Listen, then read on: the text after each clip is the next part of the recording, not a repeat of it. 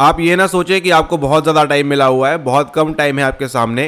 केवल 10 दिन बचे हैं आपके लिए जहां पर आप फॉर्म भर पाएंगे इस बार यूजीसी नेट जून 2026 एग्जामिनेशन का। तो अगर अभी तक आपने फॉर्म नहीं भरा है तो इसका फॉर्म आप जो है ज़रूर से भर लें, याद से भर लें, ताकि आपको बाद में कोई परेशानी, बाद में कोई दिक्कत का आपको सामना ना करना पड़े। ठीक है, आपका सब्जेक्ट है 004 साइकोलॉजी। ये आपको ऑलरेडी मालूम है, 2 पेपर होते हैं, paper number 1, paper number 2। 300 number में से आपको मिनिमम कितने लाने हैं? मिनिमम लाने होते हैं आपको यहाँ पर 200 प्लस मार्क्स। तब जाकर आप किसी भी कैटेगरी से अगर हो तो आप कंसिडर कर सकते हो अपने आप को कि आप 99% टाइम्स जो है आप सेफ ही रहोगे। उसी के साथ हम बात करेंगे यहाँ पर कि अगर आपने जून 2026 में आपने सफलता प्राप्त करनी है तो आपने किन चीज़ों का ध्यान रखना है। पॉइंट नंबर 1, आप ये ध्यान रखें कि आपके पास सिलेबस है या नहीं है। ठीक है, अगर आपके पास सिलेबस है तो उसको आप क्या कराएं, सबसे पहले उसको आप यहाँ पर प्रिंट आउट करा लीजिए, इस सिलेबस को वेरी IMP। ठीक है, अब देखिए यही फ़र्क होता है जो सीरियस कैंडिडेट्स होते हैं और जो नॉन सीरियस कैंडिडेट्स होते हैं उनके मध्य में। ठीक है, तो जो सीरियस कैंडिडेट्स हैं मोस्ट ऑफ द टाइम, हर किसी की बात नहीं हो रही है, लेकिन जो अधिक से अधिक लोग हैं वो क्या करते हैं, एटलीस्ट उनके पास सिलेबस का प्रिंट आउट होता है। ठीक है, सिलेबस का प्रिंट आउट होता है और जब वो पढ़ाई करते हैं, स्टडी करते हैं, तो सिलेबस के अकॉर्डिंग क्या क्या वहाँ पर दिया हुआ है, क्या क्या चीज़ें उनके लिए इंपॉर्टेंट हैं, वो आपको ध्यान रखना है, उनको वहाँ पर नोट डाउन करना है। आप वहाँ पर पेन से कर सकते हो, पेंसिल से कर सकते हो, किसी भी प्रकार से आप कर सकते हो, लेकिन आपके लिए ये करना वेरी IMP है, ये करना आपके लिए ज़रूरी है। ठीक है, और अगर आप नॉन सीरियस कैंडिडेट हो तो आप किसका प्रिंट आउट करते हो? आप अपने एप्लीकेशन फॉर्म का प्रिंट आउट करते हो और बस पूरा खेल यहीं पर खत्म हो जाता है। ठीक है, अगर आपके पास सिलेबस का प्रिंट आउट नहीं है तो आप उसके अकॉर्डिंग आप अपनी प्रिपरेशन नहीं कर रहे हो, क्या टॉपिक्स आपने कवर किए हैं, क्या नहीं किए हैं, उसके अकॉर्डिंग अगर आप नहीं कर रहे हो तो आप बट ऑब्वियसली आप जो है दिसंबर का एग्जाम भी दोगे।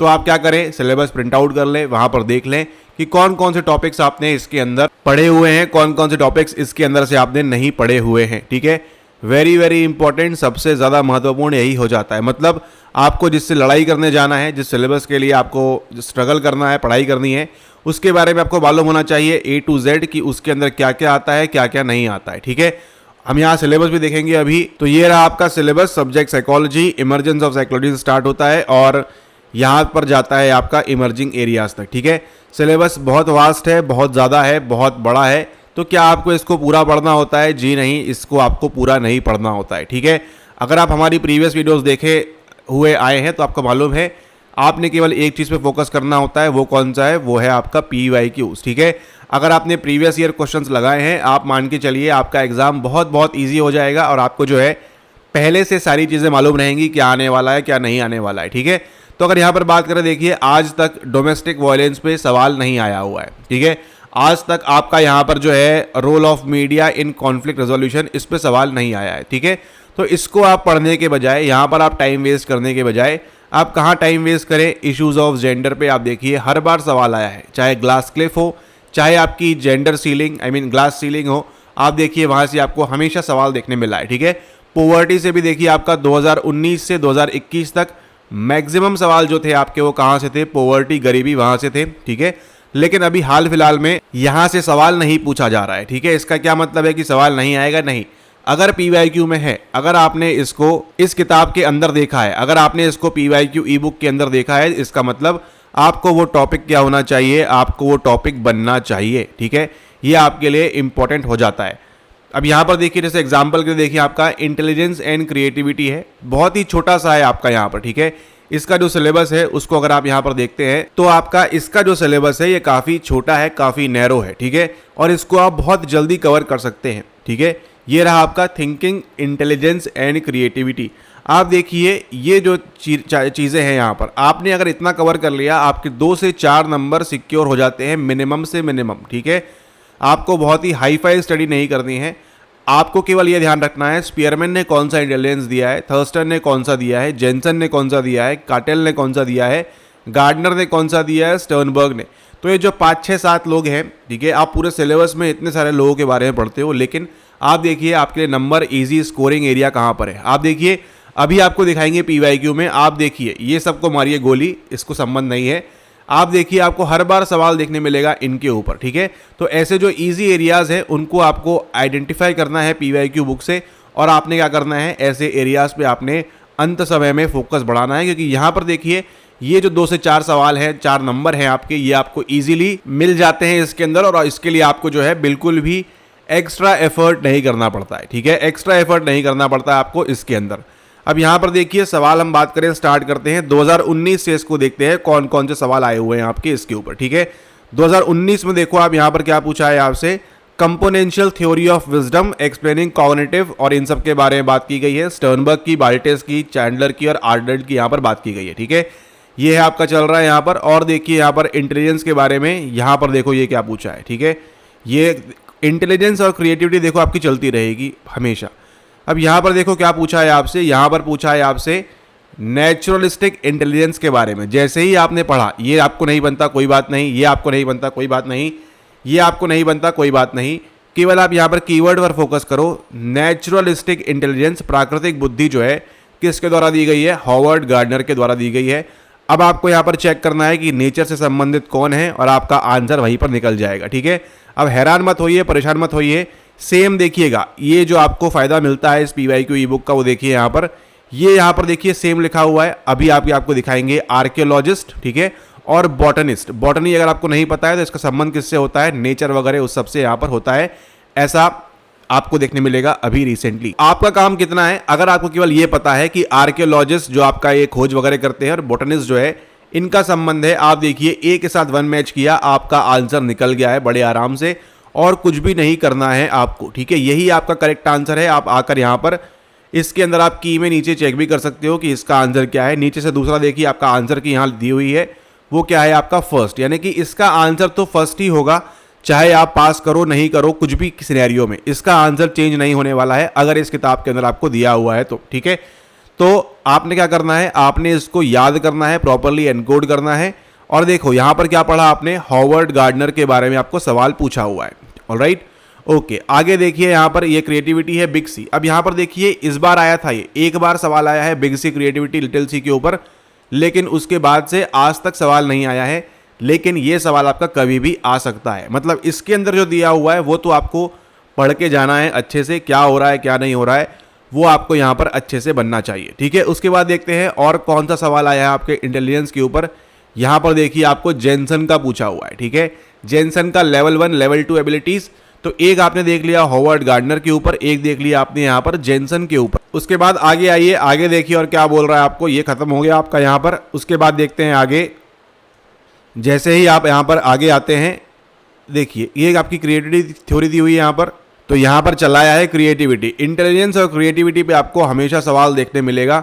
ये आपका मेटाकॉग्निशन पे भी आपको पहले सवाल रिपीट होता था। अब ये सवाल देखिए, ये आपका डिस्कार्डेड सवाल है। ठीक है, जॉनसन एंड लार्ड, इनके ऊपर आप देखो, अगर आप छोड़ के भी चले जाओगे, गारंटीड बता रहे हैं आपको, ठीक है, 100% आप इसको छोड़ के चले जाओ, हम बोल रहे हैं इसको इस किताब से आप पढ़ो भी मत। ठीक है, इस चीज़ को आप पढ़ो भी मत, आप क्या करोगे, आप पास कर जाओगे आने वाली एग्जाम को, क्योंकि ये सवाल जो है ये किस प्रकार का है, ये आपका डिस्कार्डेड सवाल है। ये आज तक नहीं आया है और ना ही आज के बाद ये कभी भी आएगा, बहुत ही रेयरेस्ट सिनेरियो में फिर भी नहीं आएगा यहाँ पर। ठीक है, और अगर आता भी है तो आप 2 नंबर आराम से छोड़ दें वहाँ पर, बाकी जगह आप यहाँ पर कवर कर लेंगे। ठीक है, ओके, आगे देखते हैं दिसंबर 2021 में देखो कौन आया है आपका, काटेल का यहाँ पर आ चुका है। ठीक है, काटेल पूछ चुका है आपसे फ्लूइड एंड क्रिस्टलाइज्ड इंटेलिजेंस, यानी कि एक बार फिर से आपको जो है 3 लोग देख लिया आपने, हॉवर्ड गार्डनर आपका देख लिया आपने, फिर आपने जेनसन देख लिया और आपने यहाँ पर काटेल भी यहाँ पर देख लिया है। ठीक है, मतलब 4 पेपर में आपके 2-2 नंबर यहाँ पर बड़े आराम से सिक्योर थे। उनका पैटर्न यहीं पर चलता है और आपको बार बार यही चीज़ें पूछी जाएंगी। फिर से देखो क्या आया है, सेम टू सेम देखो कॉपी पेस्ट सवाल है, इसलिए बोलते हैं आपने PYQs लगाना है प्रॉपरली, वो भी कैसे लगाना है, यूनिट वाइज। ठीक है, अगर आप अभी एक पेपर देख रहे होते, दूसरे पेपर देख रहे होते, अभी तक आप भूल गए होते, लेकिन चूंकि आप यूनिट वाइज सवाल लगा रहे हो हर साल के, तो देखो जेनसन लेवल 1 लेवल 2, इसको आपने PYQ में सॉल्व किया है 2019 में already, same to same answer जो वहाँ पर था वही यहाँ पर आंसर हो जाएगा और कुछ भी नहीं करना है। ठीक है, तो इतना आसान बनाता है आपके लिए NTA एग्ज़ाम कि आप बस आओ बैठो PYQ लगा लो और पास कर लो। लेकिन आपको ध्यान रखना है कि आने वाले जून एग्जाम के लिए आपको PYQs अच्छे से करना है। अब देखो यहाँ पर क्या लिखा हुआ है, arrange in correct sequence the first 5 intelligences given by Gardner, ये करेक्ट ऑर्डर में दिया हुआ है ऑलरेडी। यहाँ पर देखिए इसको बोलते हैं PYQ रिपीटेशन।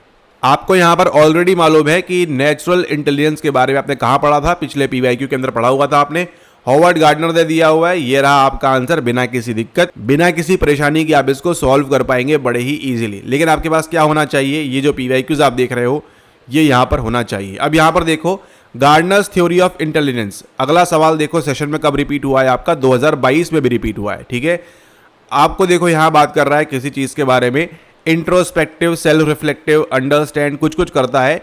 यहाँ पर आपको पता है ये आंसर आपका गारंटीड नहीं होने वाला, ना तो यहाँ पर आर्कियोलॉजी लिखी हुई है, ना यहाँ पर आपका बॉटनिस्ट लिखा हुआ है। ठीक है, और आप केवल यहाँ पर अभी इस वीडियो के अंदर एक यूनिट देख रहे हो जो है आपकी यूनिट नंबर 6।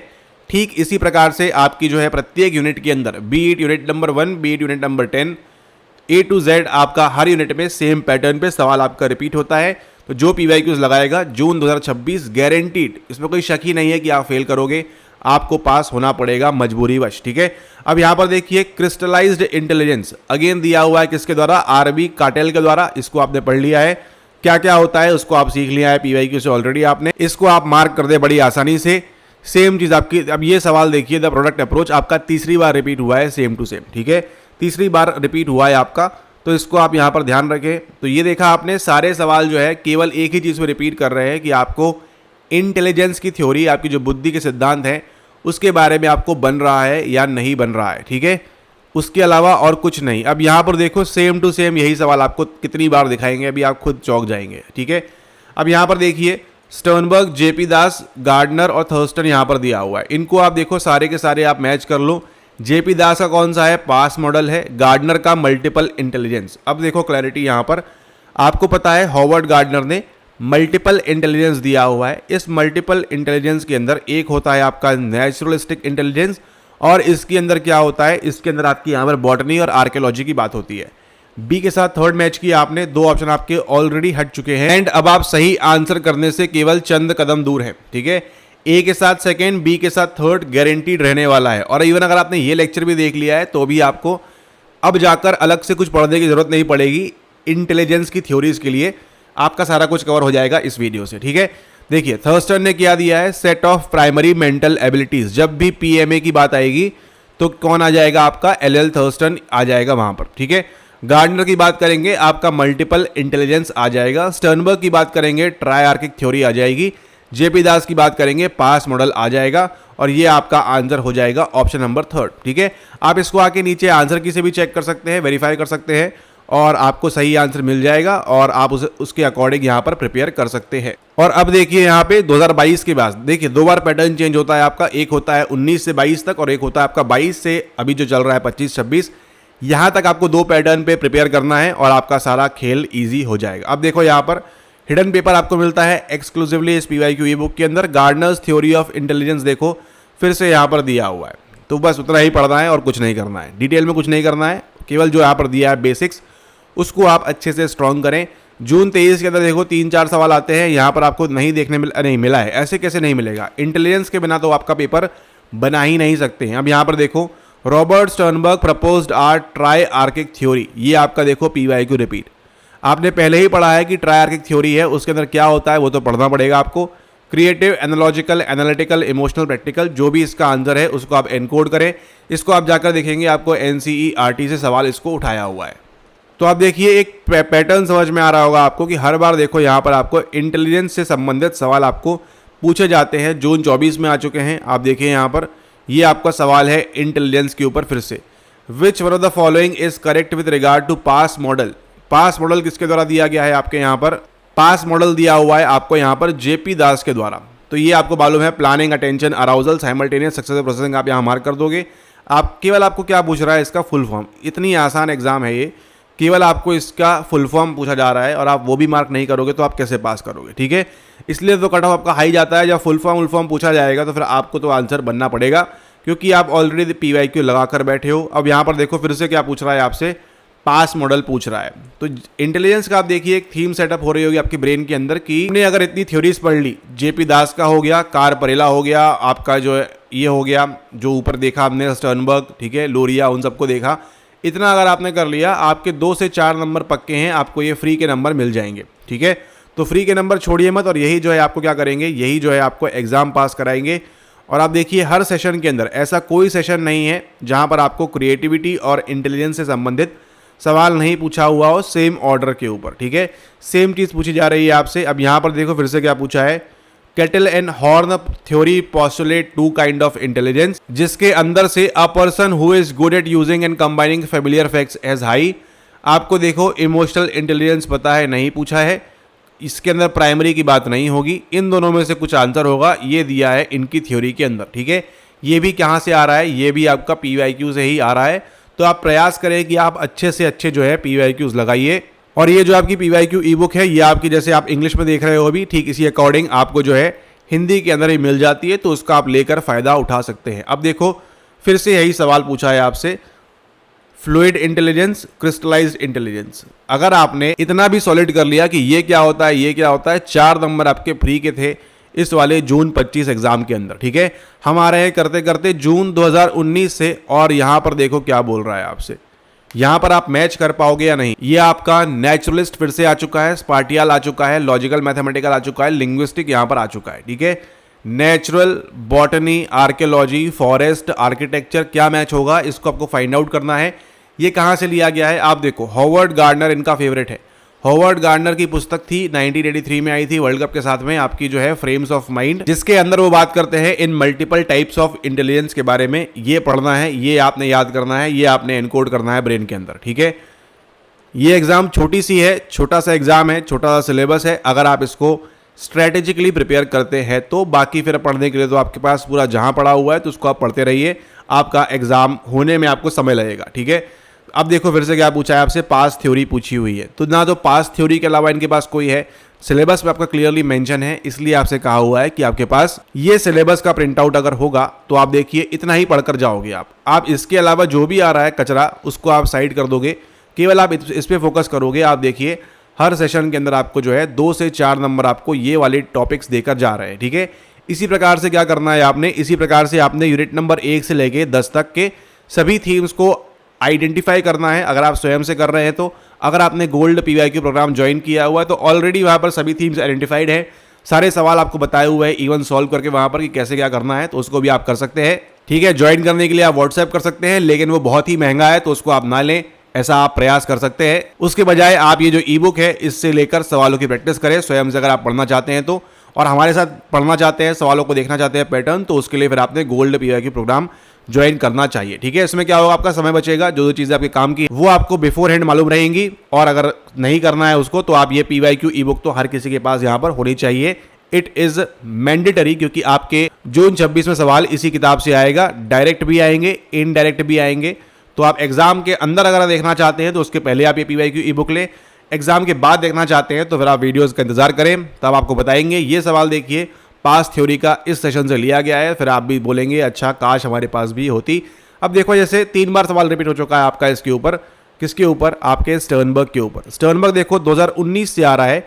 अब आपने जब आप ये यूनिट वाइज PYQs लगाते हुए आओगे, आपने क्या सीखा, स्टर्नबर्ग की एक थ्योरी है क्रिएटिविटी के ऊपर भी, ठीक है, एक थ्योरी है आपकी इंटेलिजेंस के ऊपर भी, एक थ्योरी है आपकी लव के ऊपर भी। अब ये लव की थ्योरी आपको मालूम कहाँ से पड़ेगी, वो मालूम पड़ेगी आपको गोल्ड PYQ प्रोग्राम से। 2 थ्योरीज कहाँ से मालूम पड़ेंगी आपको, ये ई बुक से, ठीक है। तो आप देखिए आप किस प्रकार से प्रिपेयर कर रहे हैं। सवाल देखो आप रिपीट हो रहा है बार बार आपकी आंखों के सामने, तो आपने इसको क्या करना है, आपने इसको प्रैक्टिस करना है प्रॉपरली। अब देखो गिलफर्ड का ये जो सवाल है, गिलफर्ड पूछा हुआ है फर्स्ट टाइम नहीं, सेकेंड टाइम आई गेस, ठीक है। फर्स्ट सेकेंड टाइम आपको पूछा है यहाँ पर गिलफर्ड के बारे में। ये है आपका SOI मॉडल, जाकर देखिएगा NCERT से इस सवाल को उठाया गया है, ठीक है। तो आपके पास कुछ चीज़ें जो है ये आपकी बिल्कुल मैंडेटरी हैं, बिल्कुल आपके सामने अगर ये होगा तो आपके एग्जाम पास करने में आपको काफ़ी ज़्यादा आसानी होगी, ठीक है। कौन कौन सी वो 3 चीज़ें हैं, पहला है आपका सिलेबस प्रिंट आउट आपके सामने होना चाहिए। सेकेंड है आपकी NCERT, अगर आपका मीडियम हिंदी है तो मस्ट हो जाता है आपके लिए, और अगर आपका मीडियम इंग्लिश है तो भी आपके लिए ज़रूरी है, ठीक है, ज़रूरी है आपके लिए भी, तो ताकि आप इजी सवाल को मिस नहीं करेंगे, ठीक है। और थर्ड जो आपकी जो है वेरी IMP, वो है आपकी यहाँ पर साइको प्रोफेसर PYQ ई बुक। ये जो आपके है ये आपके पास होनी चाहिए, ताकि आप यूनिट वाइज सवालों को आप लगा पाएंगे बार बार रिपीटेडली, और वो जो है आपके एग्जाम में आपको हेल्प करेगा, ठीक है। अब देखो क्रिएटिव थिंकिंग दी हुई है यहाँ पर, ये भी पूछा जाता है। अब देखो यहाँ पर सेम वही सवाल, ठीक है।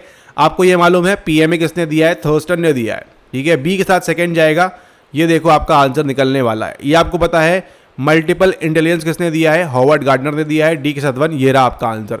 और कुछ नहीं करना है। ट्रायर्किक थ्योरी मालूम है, इन्होंने दिया है। अब देखिए two factor theory of intelligence किसके द्वारा दी गई है, ये दी गई है आपकी यहाँ पर चार्ल्स स्पीयरमैन के द्वारा। ठीक है, जब आप इससे आप जब जो है बार बार आप जब आप सवाल लगाओगे इंटेलिजेंस के ऊपर, एक बार वही सवाल वही सवाल, तो आपको भी स्वयं से ऐसे पैटर्न आइडेंटिफाई होगा और आपको समझ में आएगा अच्छा ये जो है मेरे फोकस एरियाज है। अगर जून 26 के अंदर एक सवाल आएगा तो मैं इस प्रकार के सवाल के अंदर 2 से 3 सेकंड से ज़्यादा स्पेंड नहीं करूंगा। ठीक है, आप देखिए आप जब प्रैक्टिस करेंगे बार बार, आपका खुद का जो है टाइम सेव होगा एग्जाम के अंदर और आपको जो है समझ में आएगा कि अच्छा मैं अभी तक जो है गलत ही अभ्यास कर रही थी, मुझे जो है PYQs फोकस करना चाहिए और आपके लिए जो है काफ़ी आसानी हो जाएगी। और उसी के साथ आपको जो है इसके अंदर आपकी ऑफिशियल आंसर की मिलती है, तो उसकी टेंशन भी आपको है नहीं कि इसके आंसर सही है या गलत है, तो उसकी टेंशन की बात नहीं है। सही आंसर है सारे आपके ऑफिशियल की के साथ में, तो इस पे आप ट्रस्ट कर सकते हैं और अपनी तैयारी को और बढ़िया कर सकते हैं। तो आपने क्या सीखा इससे, आपने सीखा कि आपके सामने स्टर्नबर्ग हो गया, होवर्ड गार्डनर हो गया और आपका जो है पास मॉडल हो गया, ठीक है, आपका गिलफोर्ड हो गया। ये थीम आपकी जो है बार बार रिपीट होती है। अब ये करोगे कैसे, आप करोगे आपके लिए 3 चीज़ें होनी चाहिए। पहली ये, दूसरा आपका सिलेबस और तीसरा आपका जो है यहाँ पर क्या है वो है आपकी NCERT। ठीक है, तो अभी आपने केवल क्या देखा, अभी आपने केवल यहाँ पर इस टॉपिक को देखा, इंटेलिजेंस को। ऐसे ही क्या करना है आपने, ऐसे ही आपने इस PYQ ई बुक की हेल्प से आपने सारे टॉपिक्स आइडेंटिफाई करना है आपने यहाँ पर कि कौन से टॉपिक से मेरे को ज़्यादा सवाल देखने मिल रहे हैं, कौन से टॉपिक्स मेरे लिए इंपॉर्टेंट है और कहाँ से सवाल बिल्कुल भी नहीं आ रहा है। ठीक है, ये भी आपको ध्यान रखना है, कहाँ से नहीं आ रहा है वो भी आपके लिए इंपॉर्टेंट हो जाता है। ठीक है, जो आप पढ़ रहे हो वो तो अच्छी बात है, लेकिन जहाँ से सवाल नहीं आ रहा है उसका भी कोई यूज़ नहीं है। अगर हम बात करें, देखिए यहाँ पर इस वाले या बात करें आपके यूनिट नंबर 2 में, आप देखिए ये थीम, ये जो आपका है पैरामेट्रिक टी टेस्ट और आपका नॉन पैरामेट्रिक टेस्ट में आपको बार बार सवाल पूछता है। यहाँ से लेकर यहाँ तक आपको देखिए हर सेशन के अंदर, यूनिट नंबर 2 की बात कर रहे हैं, हर सेशन के अंदर आपको यहाँ से सवाल देखने को मिलता ही है, वेरी IMP। ठीक है, यहाँ से सवाल आपको हमेशा देखने मिला है, हमेशा देखने मिलेगा, इस बात को भी आप ध्यान रखें। और आने वाले जून सेशन के अंदर भी आपको यहाँ से सवाल ज़रूर पूछा जाएगा कि इसके अंदर पैरामेट्रिक ये है तो इसके अंदर दूसरा अल्टरनेटिव नॉन पैरामेट्रिक कौन सा होता है। ठीक है, तो ये सारे सवाल भी जो है आपने आइडेंटिफाई करना है और प्रैक्टिस करना है इन सवालों के लिए।